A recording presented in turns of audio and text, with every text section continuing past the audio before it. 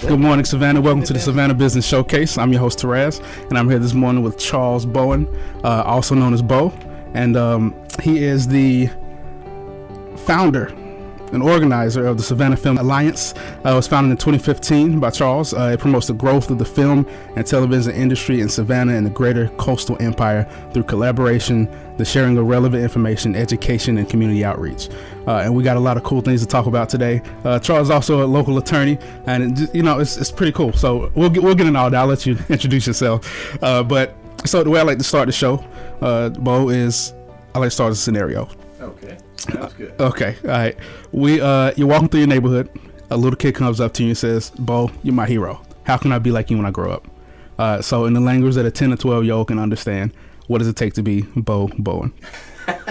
Well, that is a question I have never been asked before. There you go. But I'll be glad to do my best. Well, first of all, it's a matter of, in terms of becoming an attorney, the path's pretty clear. Mm-hmm. You have to go to college, study hard, and keep your fingers crossed you get accepted to a law school.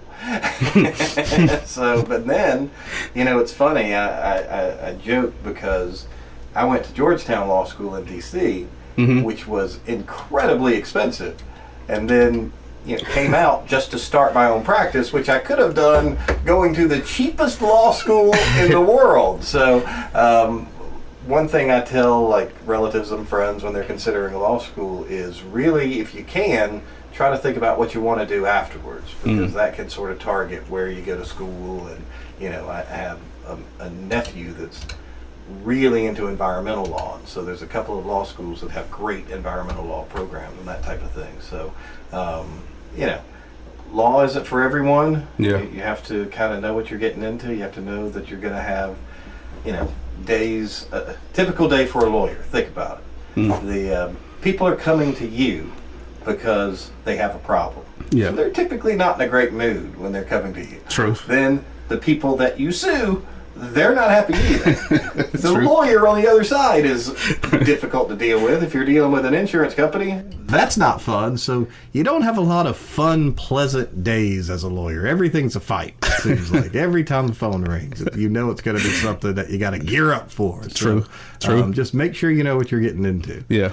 And then in terms of, the Film Alliance, that's just a matter of listening to people, listening to what's needed. That's how the Savannah Film Alliance came about. And I'm telling you, anybody that is willing to work hard and find out what people need, they're going to be successful. So why did you decide to become a lawyer if it's like everybody's after you? In my case, honestly, I came out of college and I had, I made straight A's in college. Okay. And I really didn't know what I wanted to do. Where'd you go to college? Mercer. Okay. Macon. Okay. And so I thought, okay, if you really want to be assured of making a good living, what are you going to do? You're going to be a doctor or a lawyer? Well, I don't like sick people and blood. So that narrowed it down a bit. Yeah. But now that I've gotten into it and, I've taken the time to really learn the profession, learn what it is that you could do as an attorney to be successful and to help people, I couldn't imagine doing anything else. Yeah, that's awesome. That's awesome. So the next question, obvious, is why film? Well, that was a situation that came about because, I've always done just general business and corporate law, and, I really specialize in helping people start new businesses, and, a lot of it's just contract and, right. And somebody owes me money, that type of thing. But starting new businesses is actually the exception to what I was talking about earlier with every day being, a fight. Yeah. With someone starting a new business, that's where you can really feel like you're making a difference, and you can see, the happiness in people as their business grows. I'll digress just a little bit if it's okay. Yeah, with go you. for it. Yeah. Because I think this is an important message. One of the things that I stress to my clients is that when you're starting a new business, there really are two secrets to success. Okay. One is, no matter what business you're in, strive every single day to improve, to be the best you can be in that business. And the second is to figure out how you can use that business to help people in some way. If you do those two things, try to get better every day, strive for excellence, and strive for service to others, you, no matter what industry it is, you're going to be successful. Now, the reason I point out those two things is because note what was not on that list is making a lot of money, okay? Because if your goal at the very beginning is simply to make a lot of money, people see that, and it's very off-putting. And the clients that I have had that from the beginning, they said, look, I'm just in this to try to make money and get rich, never successful. Yeah. The ones that go in and say, yeah, I have passion about this area of industry. I really want to be good at it, and I want to try to use it some way to help people, that they are always successful every time. And you know what? The money part of it follows when you're successful. True. But very true. Very true. Yeah, and the passion is huge key because it's going to get hard. You have to be able to stick through it. Absolutely. Yeah.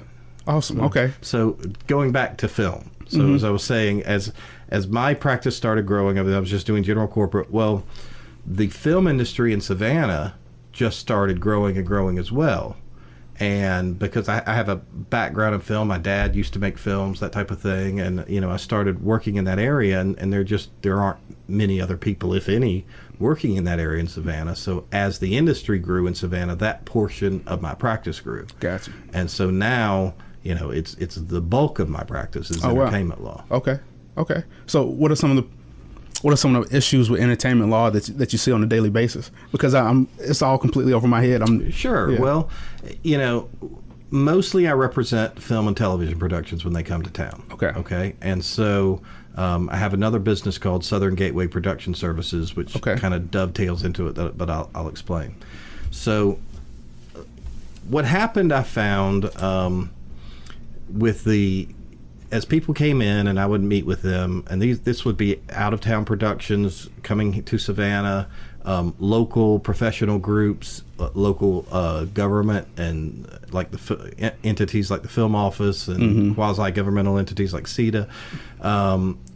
What I found was a lot of people were working on the same things, but they weren't coordinating or communicating with each other. So I would say, somebody in my office say, well, I'm really trying to do this, this, and this. I'd say, well, that organization over there is doing the same thing. If you talk to them, and they said, well, I've never even heard of them. So that was the genesis of the Savannah Film Alliance. So back in 2015, as that portion of my practice was growing, I thought, it doesn't make sense that all these people are trying to accomplish the same goals independently. Yeah. So I just reached out and said to everyone that I knew that was involved in the industry and said, why don't, once every 3 months or so, we just all get together and, first of all, introduce ourselves to each other, right? And then kind of brainstorm as a group what Savannah's facing and what it needs, and then see what we can do working together to try to make that happen. So that's how the Savannah Film Alliance got started. Brilliant. And every and there's no charge. It's completely open to anybody that wants to come. It's a very grassroots thing. It's not like we have a board of directors and officers and things like that. It's just literally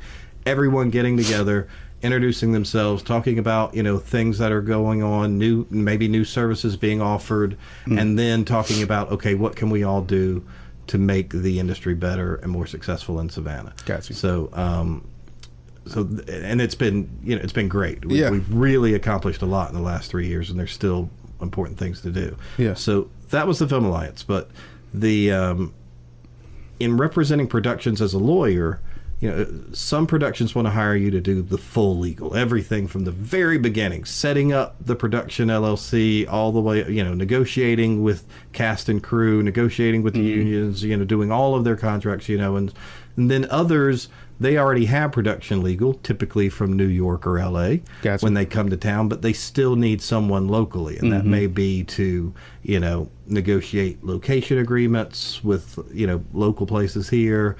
Once again, negotiate with the local union, get permits, and there's a myriad of things that come up. Gotcha. For example, almost every production, things you don't anticipate arise. So a good example is Peanut Butter Falcon, who I did some work for. Okay. Well, who's that? Peanut Butter Falcon was the movie with Shia LaBeouf. Okay, yeah. So some interesting legal issues arose during that production, which again, no one anticipated. So, as the local entertainment attorney, you got to be prepared for just about anything because, it's an interesting industry because it's not like, most other businesses, but they have a very short window to accomplish a lot of things. And so, it's not unusual to get a call at 3 a.m. on a Saturday or Sunday night and, they need something immediately because they've got to wrap within 5 days. And if it doesn't get done, it could throw this whole multi-million-dollar production off the rails. Yeah. So you have to be prepared and responsive and, just be alert for anything that might come your way. All right, so it's exciting, to say the least. And it's interesting. Yeah, that's pretty cool. Yeah, I pedicabbed a little bit, and I had a friend who was a pedicab who gave Shia LaBeouf a ride. Took a drunk photo with him. It was pretty funny. So one thing, like creating the Film Alliance is a great idea because I see the same thing kind of in the business community. Like there's the Creative Coast, there's 5 or 6 different chambers of commerce, and they're all trying to do the same thing, which is promote business growth in Savannah. But they're all separate, separated, and sort of the same, except very industry specific in this case. Yeah. So. And it's just there should be something a little bit larger because some people don't like the big chambers, some people don't like the smaller chambers, and then there's every Hispanic chamber, black chamber, poor chamber, rich chamber. It's a little bit of everything. So there should be. I wish there was something that was centrally located. Anyway. That's pretty cool. So you mentioned that. So does every production have their own LLC? Did they is every movie its own company? Typically, yes. Okay. Because remember, now obviously there are local production companies here in Savannah that they just operate under their local business, whatever it is. But when let's say a production's coming in from another state, which is still the vast majority, right?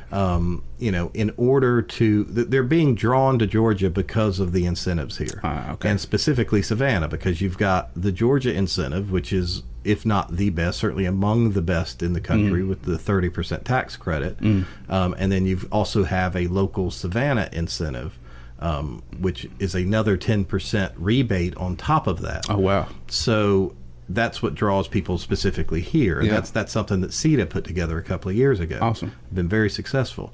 But in order to apply for those, you need a local Georgia business in order to do that. Gotcha. It's not mandatory, but it certainly helps. It greatly simplifies things. And so that's why it's typically done. Okay. And also, you think in terms of when you are filming a movie primarily in Georgia, you say you're a production company, you don't, if there's ends up being something that goes wrong, I mean, you never know if somebody's going to bring a lawsuit, whether it's meritorious or not.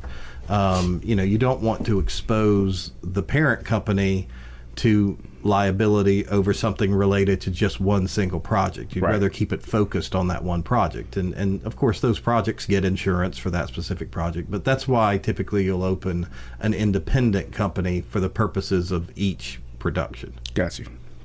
Okay. But that makes a lot of sense now. Makes a lot of sense. I didn't even think about that beforehand. Awesome. Okay. So let's take a step back. All right. So you said you're from, where you from? Well, I grew up in Athens, Georgia. My dad worked for the university making films when I was a kid. Awesome. How did you end up in Savannah from Athens? Well, I went to law school in Washington, D.C. And my plan was to move back to Georgia. I liked it in D.C. I mean, it was great for 3 years. But right. I was ready to get back to Georgia at that point. Yeah. And I don't tell many people this story, but I'll tell you anyway. Thank you. I appreciate it. My plan at the time, it's difficult, obviously, to interview for jobs, and I didn't know that I was going to open my own practice right out of law school. So my plan at first was to move to Atlanta and to interview for just jobs once I got there. And probably 2 months before I was going to leave D.C. and head back this year, I started dating a young woman who happened to be planning to go to SCAD to get a Okay. master's. And we talked, and even though we hadn't been dating for very long, she convinced me that I should move to Savannah, because at least in Savannah I'll know one person and I won't know anyone in Atlanta. So I thought about it and I said, okay, I'll give it a shot. So I moved here, I signed a lease. Within 2 weeks she got homesick and moved back to DC. Oh man. But I've been here ever since. But it was very fortuitous, because I love being here in Savannah. Yeah. It was absolutely the right decision. Yeah, I love Savannah a lot too. Savannah's a beautiful city. Yeah, and the people are great, as far as I know. As far as I can tell, the people are awesome. Absolutely. Also, okay, so she was able to negotiate you into moving to Savannah and then dipped on you. Yeah, that she did. Oh man. Okay. All right. So, have you ever thought about doing your own movie? You ever thought about doing a film? No, that I absolutely have not considered. Okay. I mean, I the fact of the matter is, if you're an aspiring filmmaker, producer, or something like that, it is it's an all-encompassing passion, and you are going to between the writing process to getting going all through pre-production, and then getting everything together to actually film, and then obviously there's post-production, and then selling the movie and distributing it and promoting it, and I mean, that's not the kind of thing you dabble in. Right. That's the kind of thing that you are going to spend probably a year or two of your life focused on nothing but that. So that's it would be absolutely impossible. Like I said, not only do I have the law practice, but a lot of volunteer things like the Film Alliance, but I also run this production services company. Between those things, I couldn't imagine Even attempting it, even considering something like that. The closest I ever came is a friend of mine. They filmed a movie called The Gifted here. Okay. And they had an actor that dropped out, and he said, I want you to come over and read for this one role. It's only got like 3 lines in the movie, but it's for a college professor, and you'd be great. Come read for it. So he knew you would answer the phone. Right? Yeah. And so I said, okay, 3 lines. Well, that sounds easy. Do you need to sit? I don't have them yet, but just come on over. We'll record you. I'm like, okay. So I got over there, and it was 3 lines, but it was 3 lines. It was a math professor, and it was 3 lines of complicated math equations that went on for like 6 pages each, which I had to then memorize in order. So I was like, yeah, I don't think I'm going to be an actor either. So that's the closest to a foray into actual movie stardom myself, or being involved. But it ended up not working out. Yeah. Man. Okay. All right. So you guys have something cool coming up. Film Day at the Capitol on the 27th. Tell us a little bit about that. Right. That's something that the Georgia Film Office has put together. And what it is they try to do it once a year. And it's just they want as many people involved in the industry as they can to show up on the 27th at the Capitol. It's from 9 to noon. Okay. And it's a matter of simply making a show of force to the legislators about how many people are impacted by the entertainment industry. And the reason that's so important is, just 2 years ago, I was talking about Georgia being 3rd in the country after California and New York in terms of productions. Well, it's not any longer. Now it's number 1. Oh, man. And it's not only number 1 in the country, it's number 1 in the world, because Wow. number 2 is the United Kingdom. Number 3 is all of Canada, and number 4 is California. So Georgia is the number 1 filming destination in the entire world at this point. And Wow. the reason is because of the incentives that are being offered by the state. So that's why they want to make certain that the legislators understand, what this is actually doing for the state and how much it's benefiting the state.